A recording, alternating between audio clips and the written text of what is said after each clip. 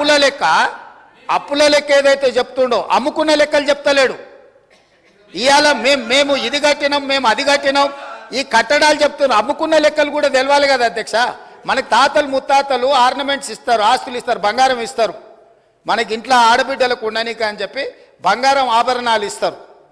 కానీ ఇంట్లో ఎవరో ఒకరు వ్యసనాలకు లోనయ్యి తాగుడుకో జూదానికో అలవాటు పడి తాతలు ముత్తాతల నుంచి వచ్చిన బంగారం అంతా తెగ నమ్ముకుంటారు, భూములు తాకట్టు పెడతారు. తాతలు తండ్రి ముత్తాతలు సంపాదించిన గౌరవం పేరు మీద ఊర్లో అప్పు పుడితే అప్పు కూడా తీసుకొచ్చి అప్పు కూడా పెట్టి ఎక్కడిదక్కడ కథం పడతారు. ఇవాళ 10 ఏళ్ళైనా అధ్యక్ష, నేను మిమ్మల్ని ఒకటే మాట్లాడగదలుచుకున్నా. ఏమన్యాయం చేసినాం అధ్యక్ష? పాలమూరులో మేము చంద్రశేఖరరావుకి ఏమన్యాయం చేసినాం? ఏం చేసినాం? 2009లో కరీంనగర్ జిల్లాలో అక్కడ ఓడగొడతారని భయపడి పాలమూరు జిల్లాకు వలస వస్తే వలసలు పోయే పాలమూరు జిల్లా ప్రజలు గుండెలు పెట్టి చూసుకొని భుజాల మీద మోసి పార్లమెంటుకు పంపిస్తే పార్లమెంటుకు పోయి ఇవాళ తెలంగాణ రాష్ట్రం వచ్చినాక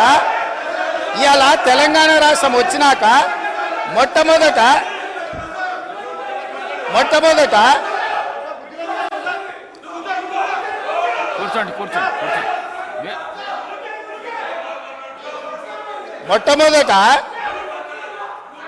ఆనాడు ఆదరించి భుజాల మీద మోసి పార్లమెంటుకు పంపిస్తే తెలంగాణ రాష్ట్రం వచ్చిన తర్వాత వచ్చిన తెలంగాణ రాష్ట్రానికి మొట్టమొదటి ముఖ్యమంత్రిగా వారి బాధ్యత ఏంది అధ్యక్ష? పాలమూరు జిల్లా ప్రాజెక్టులు పూర్తి చేయొద్దా అధ్యక్ష? ఈ రోజు కూడా ఉమ్మడి రాష్ట్రంలో ఏ అన్యాయం ఏ నిర్లక్ష్యానికి పాలమూరు జిల్లా గురైందో, మా తట్ట పని పార పని వలస బతుకులు ఎట్లున్నాయో బీఆర్ఎస్ పార్టీ అధికారంలోకి వచ్చిన 10 ఏళ్లలో అంతకంటే దారుణంగా తయారైనవి. ఇవాళ 10 ఏళ్ల తెలంగాణ రాష్ట్రంలో కూడా అదే కల్వకుర్తి, భీమా, నెట్టంపాడు, కోయిల్ సాగరు, పాలమూరు, రంగారెడ్డి, ఎత్తిపోతల, సంగంబండ, రాజోలి బండ, జూరాల ఏ ప్రాజెక్టు కూడా ఈ 10 సంవత్సరాలలో దాదాపుగా 17.5 లక్షల కోట్లు అప్పులు లెక్కలైతే 20 లక్షల పైన కోట్ల రూపాయలు ఖర్చు పెట్టినా మా పాలమూరు జిల్లా ప్రాజెక్టులు పూర్తి కాకపోవడానికి వీళ్ళ దుర్మార్గం కారణం కాదా? ఈరోజు రంగారెడ్డి జిల్లా ఆనాడు మీరు కానీ అక్కడ కూర్చున్న వాళ్ళు కానీ రాజశేఖర రెడ్డి గారిని ఒప్పించి ప్రాణహితలో ప్రారంభమయ్యే ప్రాజెక్టును చేవెళ్లకు తీసుకొచ్చి చేవెళ్లలో శిలాఫలకం వేపించి చేవెళ్ల ప్రాంతంలో రంగారెడ్డి జిల్లాలో 1000 కోట్ల రూపాయలు ఖర్చు పెట్టిన ప్రాజెక్టులను రంగారెడ్డి జిల్లాను ఎడారిగా మార్చడానికి మెదక్ జిల్లా వరకు నియంత్రించి ఇవాళ 3000 టీఎంసీలు గోదావరి జలాలు సముద్రంలో కలుస్తుంటే సముద్రంలోనైనా గోదావరి జలాలు కలవాలి కానీ చేవెళ్ళకు కానీ వికారాబాద్ కానీ తాండూరు కానీ పరిగికి కానీ కొడంగల్కు కానీ గోదావరి జలాలు ఇవ్వద్దని కుట్ర చేసి ఈ రోజు అక్కడ కూర్చున్నోళ్ళు ఆ ఎల్ల అర్ధాంతరంగా అసంపూర్తిగా ఆపిన పనులను పరిశీలించడానికి మనం పోలేదా అధ్యక్ష? చేవెళ్ళ చౌరస్తాలో శిలాఫలకం ముందర మనం నిరసన తెలపలేదా అధ్యక్ష?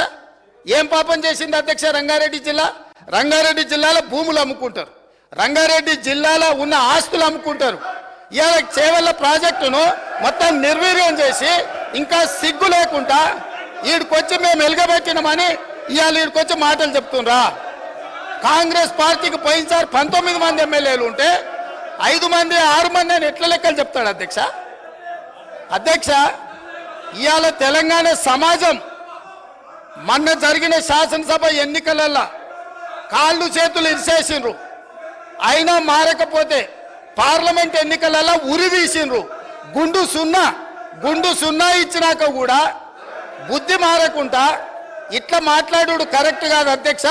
విద్యుత్తు మీద కూడా నేను మా మంత్రివర్యులు చెప్తారు, విద్యుత్తులో కేంద్ర ప్రభుత్వాన్ని మేము ఏదో పోరాటాలు చేసినామని తప్పుడు ఒప్పందాలు ఏమేం చేసిండ్రో మీటర్లు పెట్టడానికి ఒప్పుకున్న అనుమతులు ఏంటో అన్ని లెక్కలు తీసి ఇదే సభలో పెట్టి అడుగుతాము. ఇప్పుడు మీ ద్వారా వారు నిజంగానే చాలా నిజాయితీగా నడుపుంటే నేను ఒక్కటే మాట అడుగుతున్నా, బతుకమ్మ చీరల మీద, కేసీఆర్ కిట్ల మీద, గొర్రెల పంపకాల మీద, ఈ 3 పథకాల మీద మీరు గొప్ప పథకాలు అంటున్నారు కదా, దీని మీద విచారణకు సిద్ధంగా ఉన్నారా? దీని మీద సమాధానం చెప్పండి అని నేను అడుగుతున్నా అధ్యక్ష. సంవత్సరాల కాలంలో ఎన్నో వస్తువులకు ధరలు పెరిగినాయి. గత 10 సంవత్సరాల క్రితం ఇచ్చిన 200 పెన్షన్ ఇప్పటి వరకు సెంట్రల్ గవర్నమెంట్ రిలీజ్ చేస్తుంది. ఓల్డ్ ఏజ్ వాళ్ళకు, అదేవిధంగా ఇతరులకు ఎక్కడ కూడా పెంచలేదు. అదేవిధంగా 2019 బడ్జెట్ మేనిఫెస్టోలో 60 సంవత్సరాలు నిండిన రైతులందరికీ కూడా మేము పెన్షన్స్ ఇస్తామని చెప్పారు. ఆ ఎన్నికలలో గెలిచారు. మళ్ళా అక్షింతలు ఇస్తే చాలా అనుకున్నారో ఏమో, మరి అక్షింతలు పంచారు సార్, అదేమైందో ఏమో, 8 సీట్లు ఇచ్చారు. మరి మొన్న ఇచ్చినటువంటి బడ్జెట్లో మీరు ఏమి ఇవ్వలేదని ప్రశ్నిస్తే, మీరు తెలంగాణ బిడ్డగా ఇక్కడ గొంతు ఇప్పాలంటే మీరు ఎంతసేపు సెంట్రల్కు మద్దతుగా మాట్లాడడం ఇది కరెక్ట్ కాదు. ముఖ్యంగా ఈరోజు గవర్నమెంట్ నుంచి మనం ఆశిస్తూ ఉన్నాం, సెంట్రల్ గవర్నమెంట్ మనకు రావాల్సినటువంటి వాటా ఇవ్వాల్సినటువంటి అవసరం ఉంది అని. దాన్ని మీరు మాట్లాడకుండా మమ్మల్ని పదే పదే నిందిస్తూ ఉన్నారు. అదే కాకుండా గ్రామ పంచాయతీలకు కూడా డిసెంబర్ నుంచి 378 కోట్ల రూపాయలను కూడా రిలీజ్ చేయడం జరిగింది సార్. కాబట్టి మీరు కేంద్రంలో ఉన్నారు, నల్ల చట్టాలు లాంటి చట్టాలు చేయకుండా, రైతులను ముంచకుండా, రైతులు పండించేటువంటి పంటకు మద్దతు ధర చట్టాన్ని తీసుకురండి, దాన్ని డిమాండ్ చేయండి. అదేవిధంగా విభజన చట్టంలో పెట్టినటువంటి ఏవైతే ఉన్నాయో ఒక పక్షాన్ని ఇచ్చిర్రు, ఈ పక్షాన కూడా ఇవ్వండి అనే మనం తీర్మానం చేయడం జరుగుతుంది. కాబట్టి మీరు ఈ పక్షా నుండి మాట్లాడాలని మా సోదరుని కోరుతా ఉన్నాను సార్.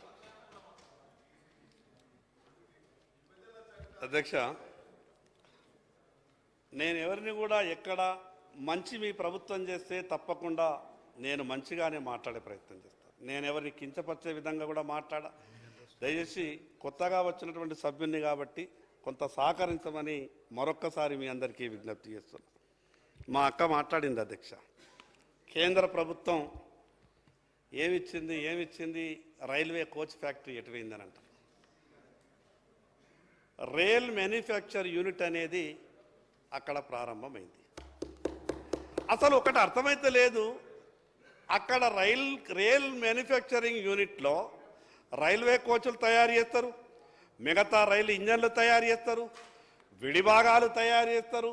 ఇవన్నీ తయారు చేసే ఆర్ఎంఈ ప్లాంట్ వచ్చిందనంటే లేదు మాకు ఇదెందుకు, మీరు కోచ్ ఫ్యాక్టరీ అన్నారు కదా అంటే ఒక కోచ్లే తయారు చేయాలన్నా. ఆ రైల్ మ్యానుఫ్యాక్చర్ యూనిట్లో కేంద్ర ప్రభుత్వం స్పష్టంగా ఏపీ రీఆర్గనైజేషన్ బిల్లులో పెట్టిన దాని ప్రకారం అక్కడ ఆర్ఎంయు యూనిట్ ప్రారంభించింది.